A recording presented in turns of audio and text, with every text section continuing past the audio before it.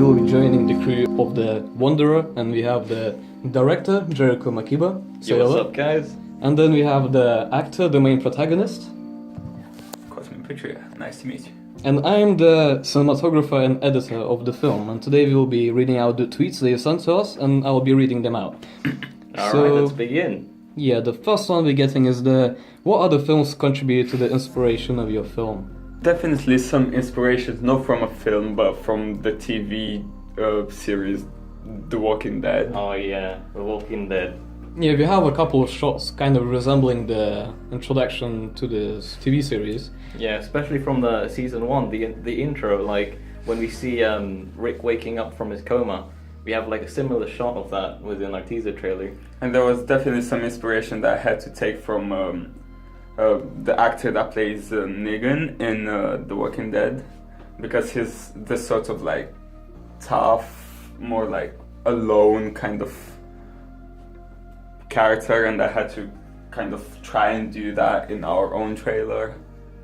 Yeah, and in terms of the atmosphere, the films like The Road and The Survivalist kind of resemble what we were trying to do. Those definitely contributed to the inspiration. Like for The Survivalist, we emphasized on rooting back to like primitive ways of surviving. We see the protagonist going to the river, desperately scavenging water, making fire, making food, all of that. Exactly. Okay. Alright, what else are there? You have the next question coming. What feelings did you want to evoke from the audience? Oh, and this is quite interesting. Yeah, this is quite complicated actually.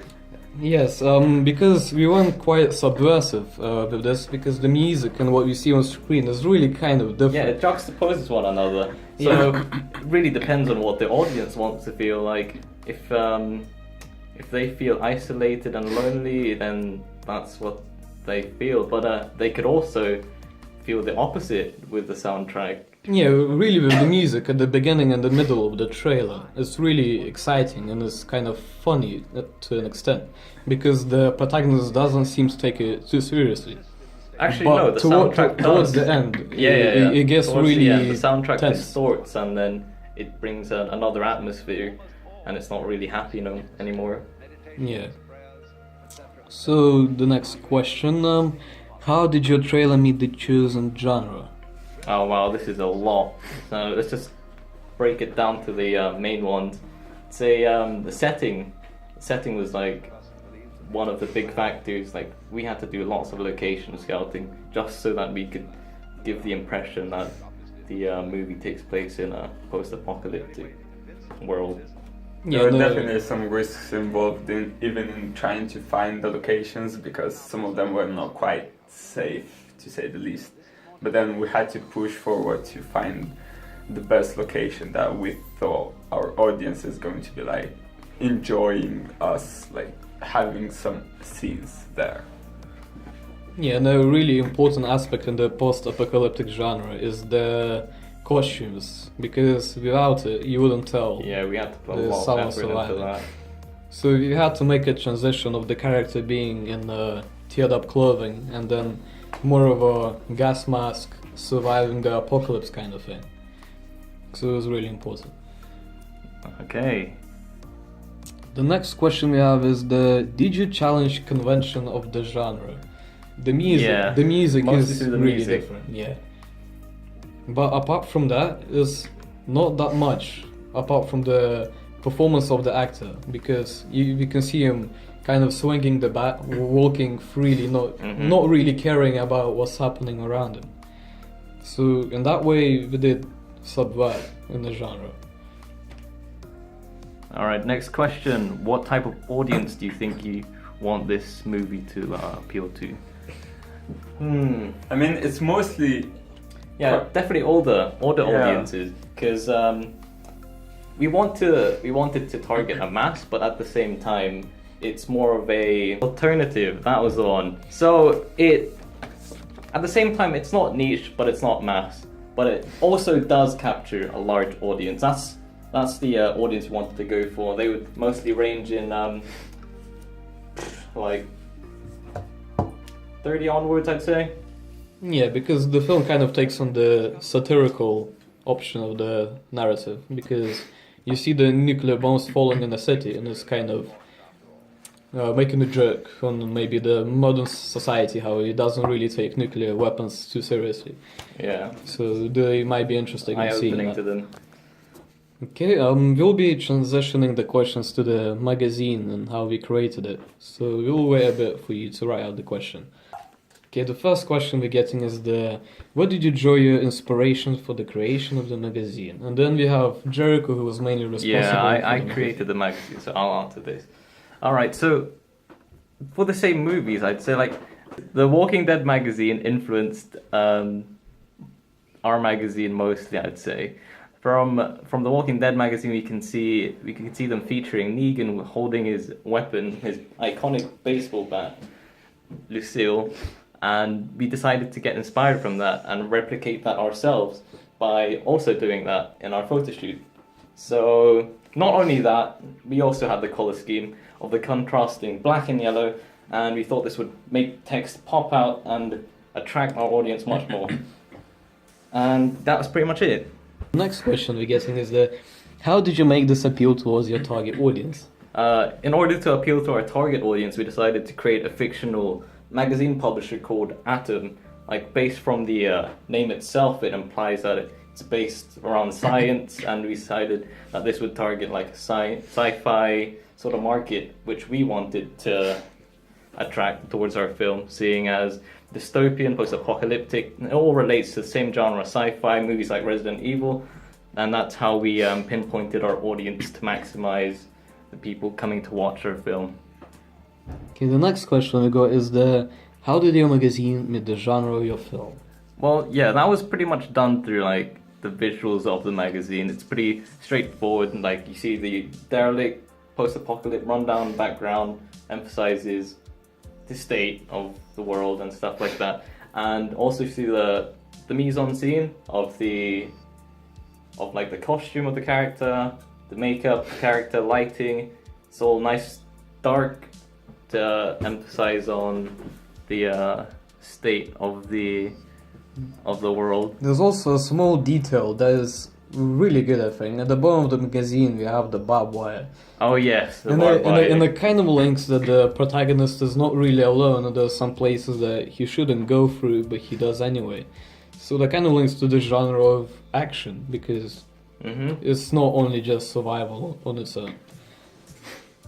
Yeah, we're gonna be transitioning to the next question, and it is, how did you combine your magazine to your other media products?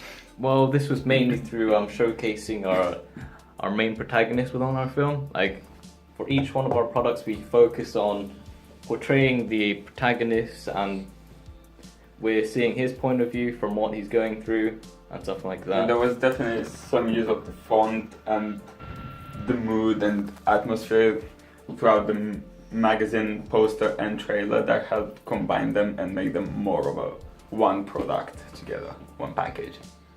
Yeah. Okay, we're gonna be moving the questions to about the poster, and the person who did the poster was Cosmin, and he will be answering most of those questions. So we're gonna wait a bit for the first question. Okay, so the first question is what inspiration did you have for your poster? And yeah. I mean, there was definitely some inspiration that we took from some fan-made posters that the Star Wars franchise had. And most of them had this use of double exposure that made them really effective, because what happened is there were some silhouettes of the characters, and they were combined with areas and planets they would usually be associated with, and or fights and stuff like that. So what we thought would be interesting is if we took a silhouette of our main character and combined it with elements that would ring this bell of post-apocalyptic thriller to our audience, make them understand that that's what we're going for. So what ended up happening is we had that, as we mentioned, the silhouette of our main character, and we combined it with some symbols of toxic waste, and we made them green to fit some conventions, and we thought it was really effective. I think we also took some inspiration from the poster of the girl with the dragon tattoo, because I had the double exposure as well, and it looked really good, and not that hard to make. Yes, we'll be moving to the next question, and I can kind of answer it. What tagline did you choose for your poster and why? And the most interesting thing is that we didn't include a tagline because most of them don't really prove to be effective, and they're not that common in posters anyway.